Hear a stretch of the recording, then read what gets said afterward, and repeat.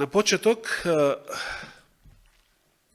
да се подсетиме на некои битни работи досега кажани. Според апостол Павле, каков првосвещеник ни требаше, се сеќавате? Свет, непорочен. Друго, се сеќавате? Неосквернет. Го споменува и тој израз. Од што? Што е тоа што нас не осквернува? Што е тоа што не осквернува? Сега ми текнува еден цитат од Елена Вајд, кој што вели дека и најголемата сиромаштија, и најмачната, најнапорната работа, или најпрезрената професија, да речеме да чистите свињарник, што сум имал чест и тоа да го правам. Да. Не е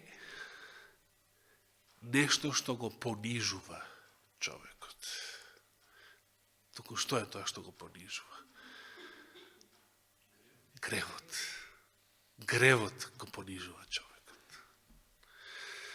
И како вели самиот Христос, не тоа што влегува, го осквернува човекот, туку она што излегува од човекот. И таму споменува блудни мисли, нечисти желби, завист, образа, што се не. Тоа е тоа што го осквернува човекот. И кога Павле вели дека нашиот првосвещеник беше неосквернет, значи што? Дека беше безгрешен. Со еден збор, таков првосвещеник ни требаше безгрешен. И рековме, тоа е нешто што христијанскиот свет лесно го разбира. Да, Христос безгрешен. Сека имаше еден пријател, минатиот век велеше, тој единствената перфекција, така го нарече Христа. Единствената перфекција што постоела на земја. Но што е оно што христијанскиот свет не е навикнат да сваќа кога е Христос во прашање? Дека тој таквиот безгрешен, совршен, свет, непорочен и неосквернат првосвещеник е оној што таков карактер, такви резултати покажал во грешното тело, во ова тело. И тоа е оно што и новата теологија не може да го свати. Денешни адвентисти тоа не може да го сватат. Повеќето за жал, бидејќи се под влијание на новата теологија. Иако тоа беше изворно учење на адвентизмот уште од 19. век, Христовата падната природа, бидејќи човечката падната природа е тие гени, се тие што тој ги наследил, Давидовите гени, Аврамовите гени, гените на своите грешни предци. Тоа е тајната на побожноста, што вели апостол Павле. Што е тајната на побожноста? Сеќавате до Тимотеј. Што Бог се јави во тело, а како гласи оригинал, одnosno буквалниот превод би бил во плот.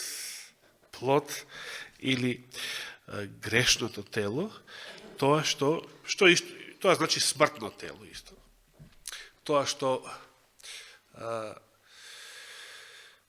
Антихристот, една од карактеристиките на Антихристот е да го порекнува, токму тоа го порекнува, дека Христос, Божиот син, дошол во плот и почнувајќи од таа коренита ерес и заблуда, на таа се надоврзуваат многу други.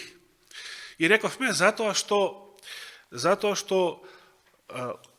повеќето христијани не го доживуваат Христа како некој што бил поминал низ овие искушенија, значи во нашето грешно тело,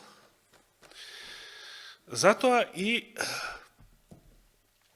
не го доживуваат Христа како посредник. А кого тогаш имаат за посредник? Оние кои што поминале низ истите искушенија. Да се подсетим уште еднаш на Евреите 2.17, 2 глава 17 стих, и ова е многу битно, овој стих и следниот што денес ќе го прочитаме во 4 глава. Прво да се подсетиме на 2.17.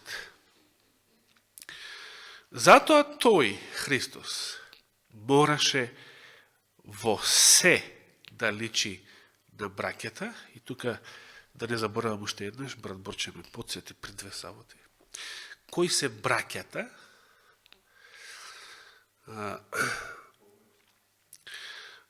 Кои се браќата? Кои? 11 стих ги открива кои се. Да, убаво. Бидејќи и оној што посветува, и оние што се посветуваат, сите се од еден, и затоа Исус не се срамува да ги нарече браќа, велејќи, и сега цитат од псалмите, ке го известам името Твое меѓу браќата мои, среде собранието ке те славам. Значи, кои се браќата? Браќата се новородените, посветените христијани. Значи, не било кој човек. Да, кога Исус ја зел човечката природа, тој по тоа станал сличен на сите луѓе, што се потомци на паднатиот, на грешниот Адам. Но браќата не се сите тие, туку само оние кои што се новородени христијани и кои што продолжуваат да се посветуваат, бидејќи посветението не е процес, не е како раѓањето, како оправданието, туку е процес.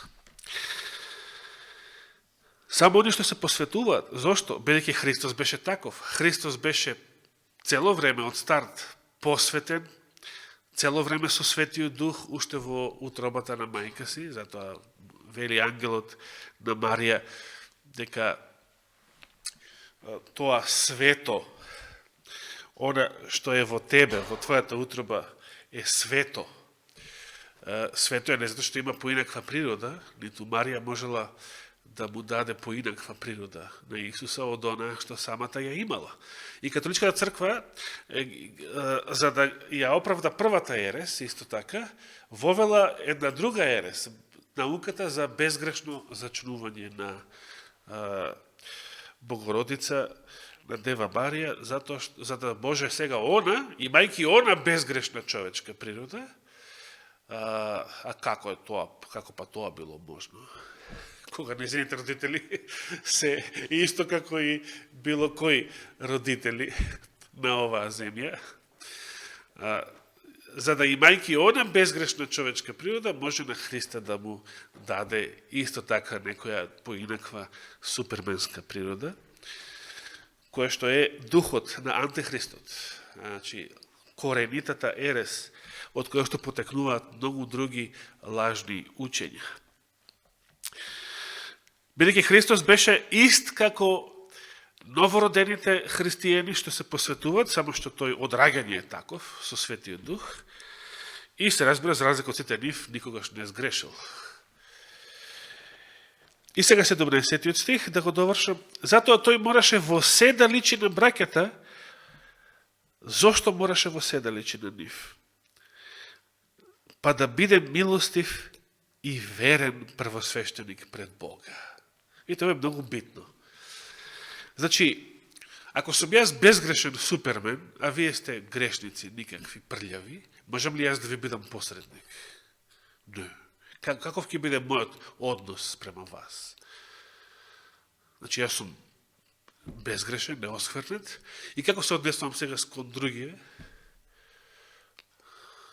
Значи, ги гледам со презир. Ги гледам со подценување. Можам ли ја да бидам милостив кон нив?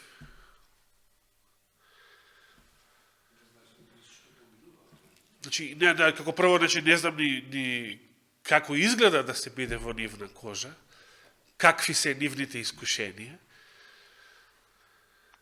за да може да имаме првосвещеникот пред се треба да посредникот пред се треба да биде тоа, што? Милостив. Како може да ви посредува некој ако тој самиот нема милост кон вас? Ако е тој првиот што ќе ве осуди?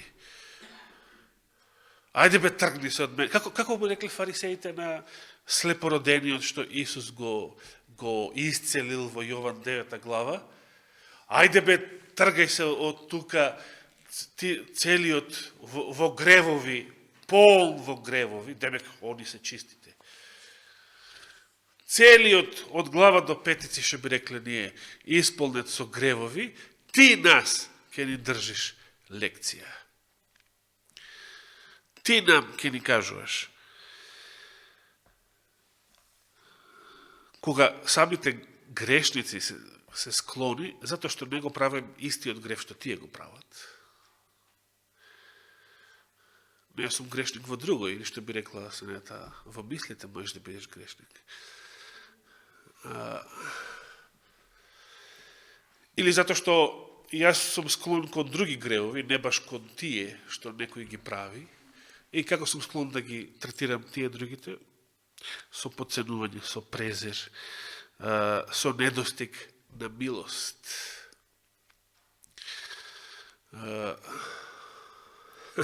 Интересно е, сега ми текна, татко ми атеист беше, но бидејќи многу мразеше пушење, сите, дури и најблиските роднини, дури и двајцата мои војковци, со се нивните сопруги, сите што сакаат да пушат кај нас дома, ги бркаше на тераса. Ги третираше како сегрегација. И тие тоа го осеќаја на кожа, се жалеа они. Сакаат да пушат, вика, кажуваше овој Грков, вика ми од Солон, кога раскажуваше тоа еднаш и вели, ти да можевме една цигара да запалиме, вели, моравме на балкон, цигара ли беше тоа, демек немаше ни лезец, немаше мерак да ја пушиш кога требаше надвор.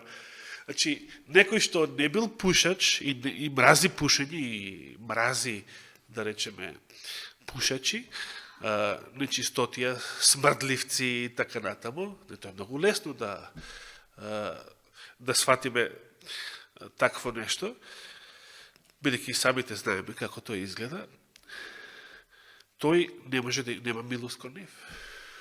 Нема милост кон нив. Тој не бил пушач, па да речеме на некој начин тој да го победил тој греф, па сега да може да им помогне на другите од лично искуство. А што вели Павле? Значи, прво, во се мораше да личи на браката за да биде милостив и верен првосвещеник пред Бога, бидејќи не е верно, ако јас го осудувам другиот грешник, наместо да му помогнам, не можам да посредувам за него. Кога се однесувам кон него како по стариот брат во параболата. Значи, оне што не поминал низ истото, не може да биде посредник.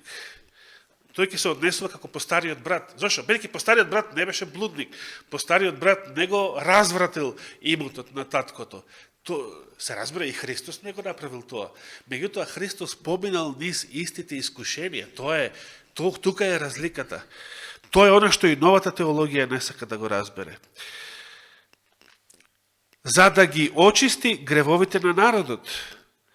И сега 18-тиот, зашто во она што сам претрпе, еве го тоа, откако беше искушан, во тоа ќе може и на искушуваните да им помогне. Тоа е тоа. Значи, ако не сум направил некој греф,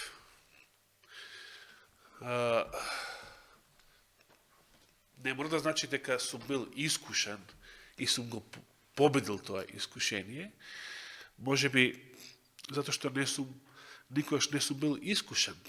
Например, ја никогаш сум бил, да речеме, склон. Или кој од вас, например, еве сите, кој од вас имал искушение во животот да проба дрога? Никој од нас. Искушение? Не, онака желба. Јас се сеќавам кога имав 17 години, пред да се обратам, Јас секам, еднаш дојде вујка ми на матка да нешто струја да ни поправи нешто. Јас му дрпнав од цигарите на маса, на тераса, он внатре работи, мајка ми внатре со него. Дрпнав една цигара и избегав долу кај реката некаде. Сакав да испушам, да видам како тоа изгледа. Пеше ја растам, нели, со татко ми никош не сум пушал пред тоа. Значи, го знам искушението, и като она прво искушение, знаете, она они што бил долгогодишен зависник, тој има многу посилни искушенија кога треба да ги остави. Меѓутоа, она прво искушение, знам како изгледа. Или, што знам, да пробате некој пијалак, може. Или не знам шо. Христос во сето тоа бил искушен. И истото ни се кажува во 4 глава, во 15 стих. Добро да ги прочитаме сите 3 стиха, и од 14 до 16, но сега фокусот ќе биде на 15-тиот. Имајќи го големиот првосвещеник, кој преминал преку небесата, Исус, Синот Божји, ние треба да се држиме за исповеданието на верата. Или за исповедта на верата. Која е таа исповед на верата? Зашто е тоа што треба да се држиме? Значи, за да не заглавиме случајно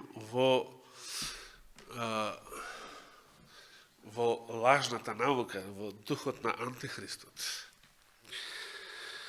И да не заглавиме во новата теологија. Видите, оно што апостол Павле повикува во 14 стих, Евреите 4 глава сега, оно што апостол Павле повикува во 14 стих е да се држиме за исповедувањето на верата, која што сега и мнози, не само католици, православни протестанти, и повеќето адвентисти сега не се држат за оваа вера. Бидејќи новата теологија го порекнува сега ова следново. Кое? Зашто ние немаме таков првосвещеник, што не може да сочувствува во нашите слабости, туку таков кој искусил се како и ние, освен грев, или беше искушен, како и во 2 глава читавме, 18 стих, откако самиот претрпе, откако беше искушен, зашто она во што сам претрпе, откако беше искушен, во тоа ќе може и неискушуваните да им помогне. А ако самиот не бил искушен, може ли да им помогне? Не може, ќе биде постариот брат. Ајде бе, овој твој син, значи не го нарекува ни брат. Ајде бе, овој твој син. Но Христос во се беше искушен како и ние, и затоа може да ни помогне. Да се вратиме 4.15, 4 глава 15 стих. Зашто ние немаме таков првосвещеник што не може да се чувствува во нашите слабости, туку таков кој бил искушен во се како и ние, или овој превод, искусил се како и ние, освен грев. Искусил се како и ние, замислите, бил искушен во се како и ние и останал. И покрај сето тоа, свет, праведен, совршен, неосквернет, одвоен од грешниците. Бидејќи сега, дали може да ви биде посредник и некој што и бил искушен во секако и вие, ама ете изгрешил? Може ли сега и тој да ви биде првосвещеник? Обратно, не може ни тој да ви биде првосвещеник, грешник. Не може ни тој да посредува. Тој што посредува треба да биде светец. И тоа таков, некако светците, туку таков кој што никогаш не сгрешил. Треба да биде светец, но треба да биде и некој што бил искушен во се како и ние. Треба да биде некој што ги познава нашите слабости. од лично искуство ги познава нашите слабости. Од лично искуство ги познава нашите искушенија. Видете, сеќавате во октомври, освен професорот Добранук, Джордж Найт, Паул Букур цитираше еден друг современ професор на новата теологија од Ендрус, еден стар црнец,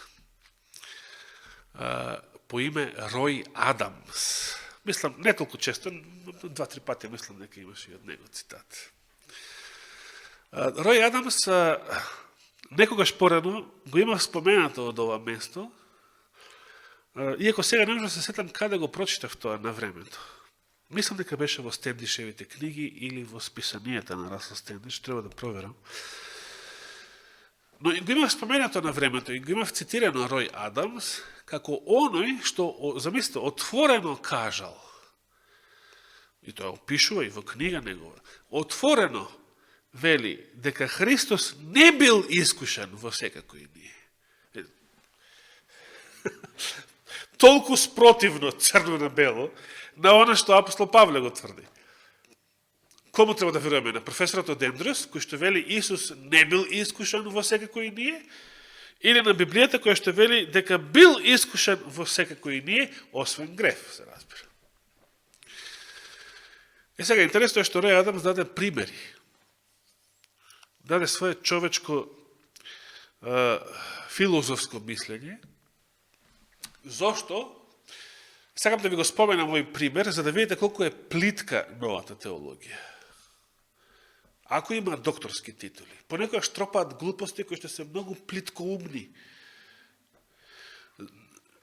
Они самите, не знам дали се свесни, бејќи Ереста знае многу да го опрелести умот, баш како вино. Затоа е наречено вавилонско вино. Или може оние што намерно тоа го прават, за да роварат против вистината, како агенти на Антихристот, оние нешто сметаат, кога понекогаш тропаат и најплитко умни глупости, било од катедра, било во нивните книги, сметаат на тоа што денешните верници, значи денешните нивни слушатели и читатели, во црквите, не читаат Библија. Не читаат Библија. Денешните верници не читаат. Денешните верници не проучуваат. За жал, денешните верници и не се молиме.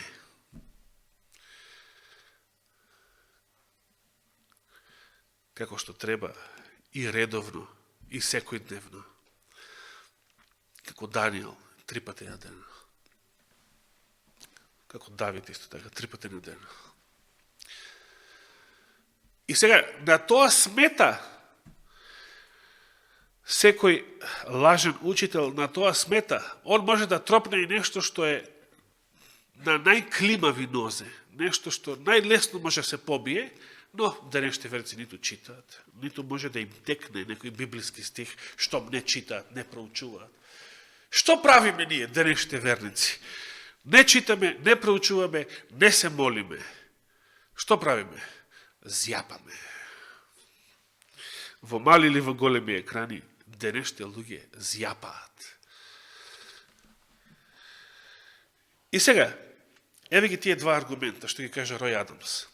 Христос не бил искушан како и ние, не бил искушан во секако и ние, и сега кажува пример за да си го докаже тоа своје тврдење.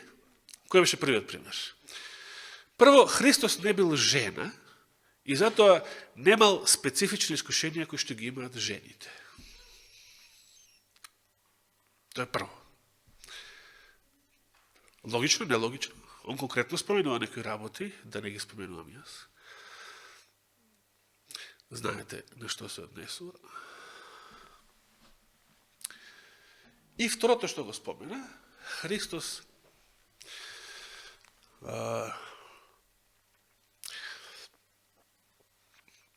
не бил родител, не не бил родител на тинејџери, конкретно спомена. И не знае какви искушенија имаат родителите кои што имаат бесни и невоспитани тинејџери.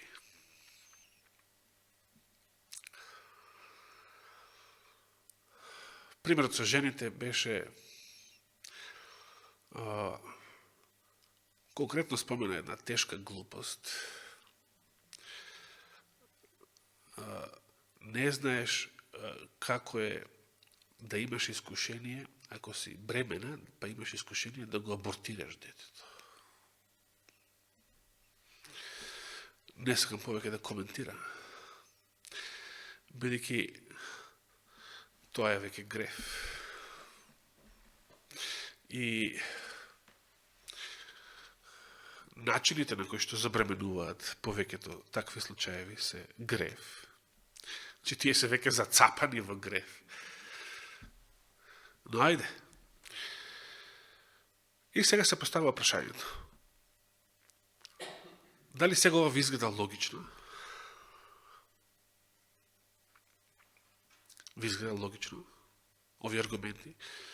Ке се согласиме дека навистина Христос не бил искушен во секако и ние, затоа што не бил жена и не бил родител на деца. Тоа е глупост. Прво, зашто е глупост? Прво, нашиот ум не е критериумот што ќе оцени дали докторот по теологија е во право или не е во право. Туку се повикуваме на Божјата реч, која што отворено ни го тврди спротивното. Христос во се беше искушен како и ние, освен греф.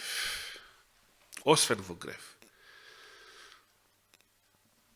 И како па Христос немал проблеми со менструација, па не бил со бременост, па не знам што, па или со тинејџерски деца, или и така натаму.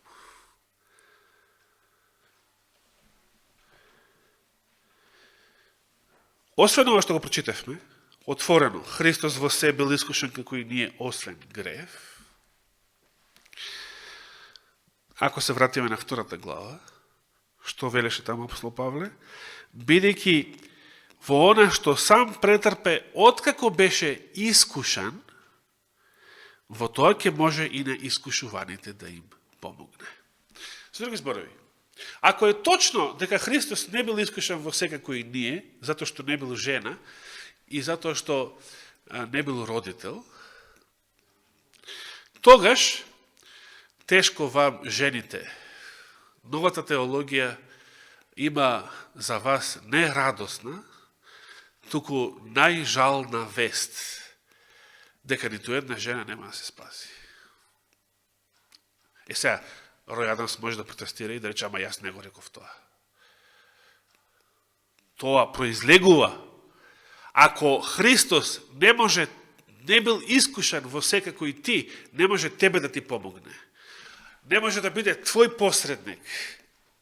Ако Христос не може да ги разбира искушенијата на жените, Христос не може да ги спаси жените.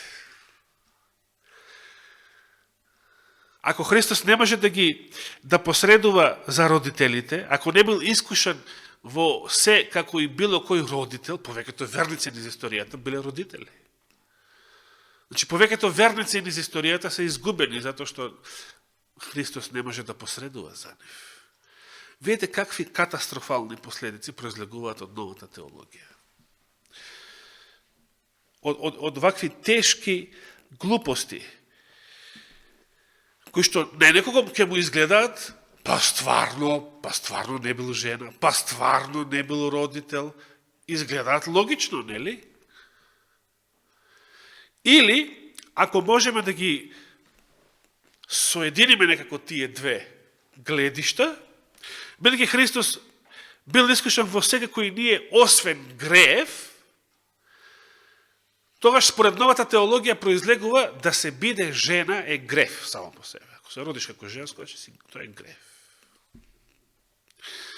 Или ако станеш родител, дури во законски брак, и тоа е грев. И сега ова не сме многу далеку од духот на антихристот, кој што во средниот век и жените ги сметал за стока. Дури му се припишува една изјава, во една книга што имаме горе во библиотеката, на еден од католичките светци му се припишува изјава дека женските деца се раѓаат како резултат на некој дефект во семето или не знам како го имаше кажано. Значи тоа е кога би било најздраво, најнормално, секојаш треба машки деца да се раѓаат. Ако се роди женско, тоа е дефект. Значи, таков турчилук проповеда, значи, на времето некој од католичките светци. Да, дефект. Тогаш Господ е дефектен. И се сеќавате Адам зашто го обвини Господ кога тој изгрежи? Така. Значи ти си крив. И исто така една друга страшна, гадна и одвратна последица на Антихристот, што сега и новата теологија испеге како природен заклучок, произлегува да се биде жена и да се биде родител е грев, што значи дури и законскиот од Бога благословен однос помеѓу мажот и жената е грев. И затоа што вели духот на Антихристот низ вековите, дека треба да сега да објаснам и за гледачите. Духот на Антихристот проповеда, како што апостол Павле прорече во 1 Тимотеј 4 глава. Ајде да го прочитаме тој стих, да не помине тој со моје парафразирање.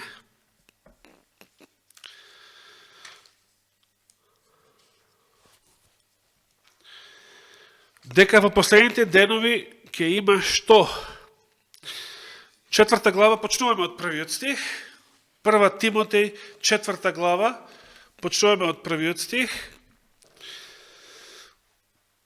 Во оригиналот не се вели последните, туку подоцнежните времења, што значи не мора ова пророќство да се однесува само на крајот, например на наше време. А Духот јасно зборува дека во последните времења некои ќе одстапат од верата, слушајќи измамнички духови и злодуховски, односно демонски учења, преку лицемерството на оние што зборуваат лага и имаат догорена совест или жигосана совест, кои забрануваат да се стапува во брак и потоа наметнуваат воздржување од јадење што ги создал Бог за да бидат употребувани од оние кои веруваат и ја признаваат вистината.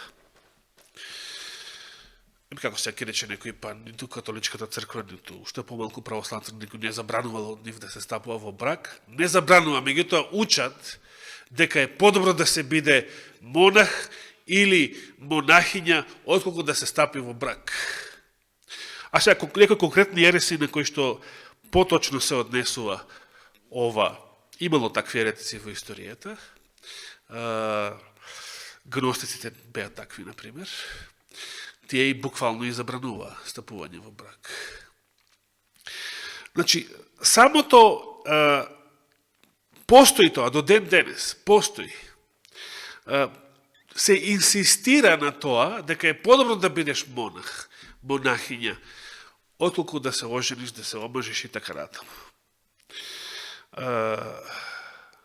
Дури деновиве кога беше актуелен Божик, се вели дека токму затоа ја однеле Марија како мало 3-годишно девојче во храмот и таму на тоа се однесува празникот наречен Пречиста, 4 декември тој беше.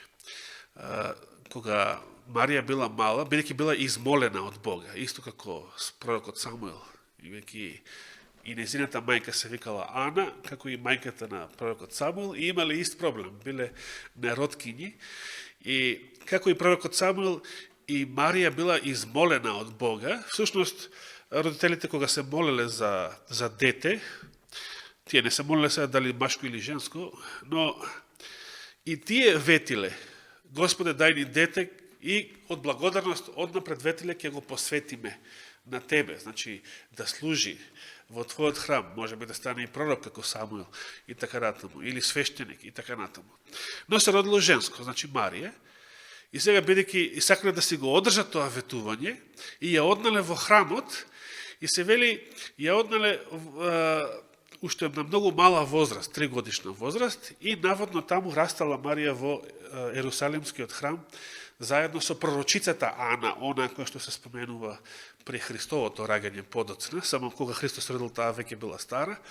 Значи, кога била наводно помлада, таа била, значи, како старателка на Марија, додека растала како девојка во храмот. И сега, знаете што кажуваат во православното предание?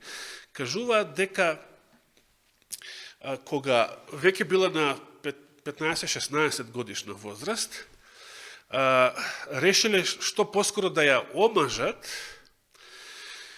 и го споменуваат Јосиф како некој многу стар вдовец, си беше вдовец човекот, да. Значи, некој кој што можел да и биде и татко, ако не и дедо, наводно бил многу стар. Се разбира, човекот си може би бил стар, меѓутоа сега колку било тоа не можеме да кажеме. Имал семејство, ги имал децата од предходниот брак. И сега, нека биде и на мој години, а сега со 16 годишна девојче, тоа може да биде и керка може да му биде. И многу поголеми од неја, можат керки да им бидат. Наводно, затоа што повеќе тој да и биде како старател, значи сега на неја, не да и биде маж, туку да и биде како старател, пред очите на другите луѓе да изгледа како брак, како маж. Затоа што во Израел било срамота ако не бидеш женет или мажена. Секаки да кажат, за разлика од после тоа, кога во христијанството дури се препорачува монаштвото или доживотната девственост и така натаму. Но, тој стариот израелскиот став е исправниот.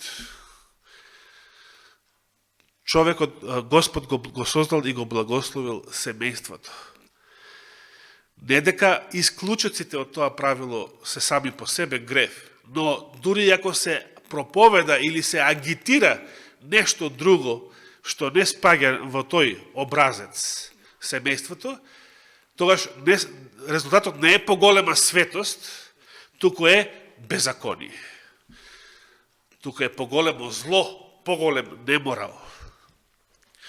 И тоа е последица на науката на антихристот, како што видевме. И сега може да каже новата теологија, ама ние не го кажуваме тоа. Да, но тоа кога ова што сега го кажувате, Христос не бил жена или не бил родител, ако тоа што сега го кажувате се го развиеме до крајни логични последици и да имал адвентизмот сега уште 10 века пред себе да живее, ќе ги произведе сите овие гадни последици што ги произведе христијанскиот отпад на почетокот на средниот век. Сега само нема време да се видат сите последици на новата теологија, кога би имало уште неколку века пред нас. Меѓутоа, можеме да го согледаме, да го разбереме заклучокот, сите тие логични последици на ова лажно учење, на духот на антихристот, особено кога го имаме примерот на антихристот низ средниот век и било кога во минатото уште од првите гностички ереси, например, и така натаму. А токму гностиците ја расипале и Библијата, произведувајќи фалсификувани и фалични ракописи и преводи. Например, ракописи и преводи каде што место Бог се јави во плод, избришено е Бог, односно заменето е со тој се јави во плод.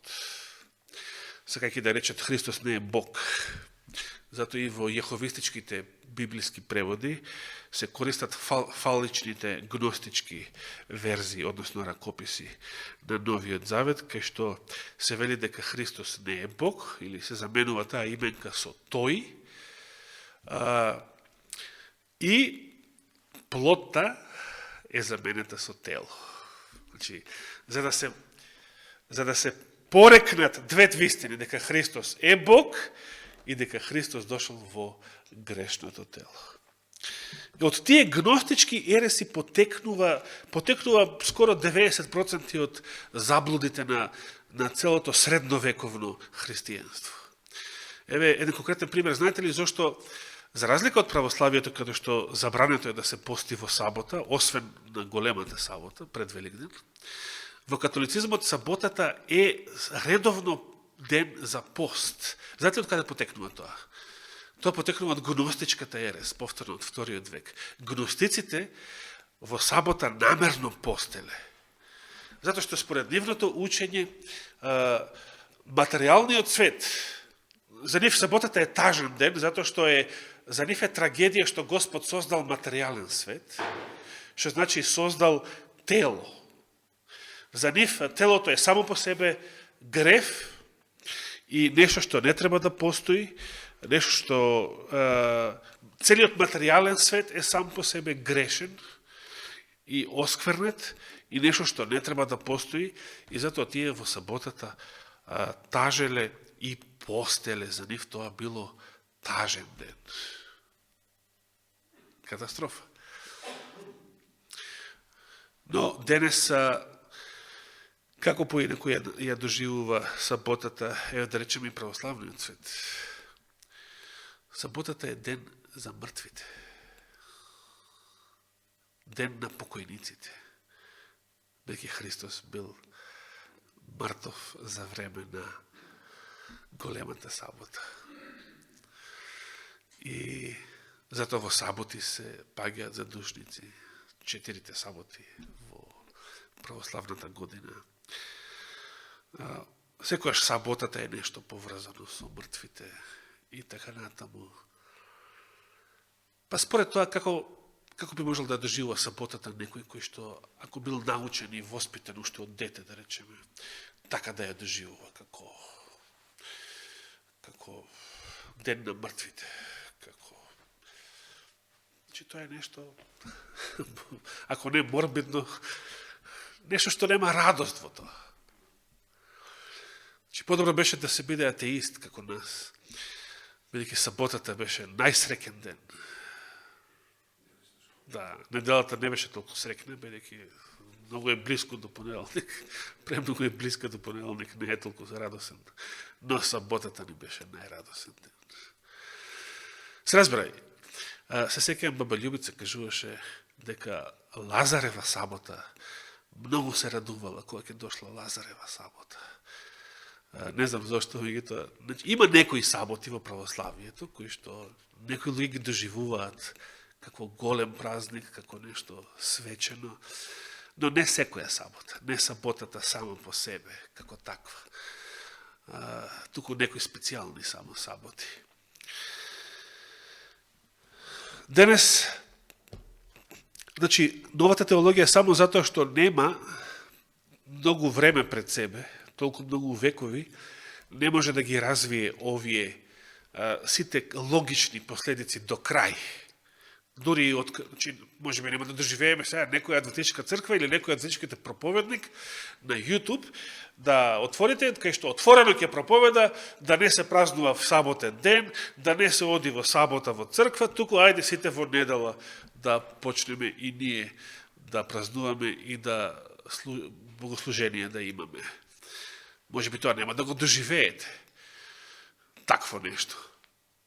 Затоа што нема толку многу време, толку многу векови пред нас, за да се случи и тоа. Но сето тоа е логична последица. Еве пример, прост пример. Ако стварно мислите дека додека живееме во ова грешно тело, мора да грешиме, значи ни нема друг спас, Па тоа што е битно, дали празнувате сабота? Што е битно? Сето останато. Штом сме грешници, мора да грешиме. Што е другото битно? Ако морам да грешам воопшто, што е битно да држам саботата?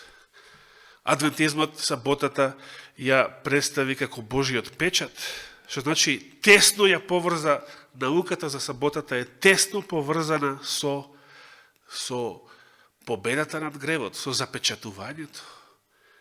Навистина, ако проповедаш дека ќе грешиш до второто Христово доаѓање, и се разбира ќе бидеш загубен, нема друга последица од тоа, тогаш е многу логично, повеќе што? Ниту сабота да не празнуваш. Па што е тоа?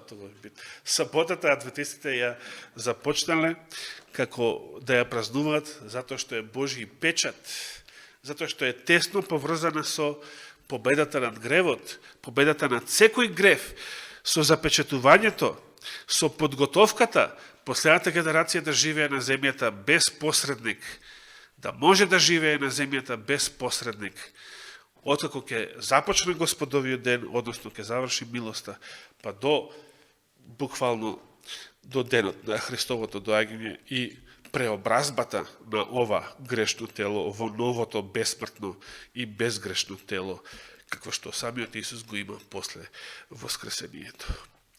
Нека му е фала и слава. Амин.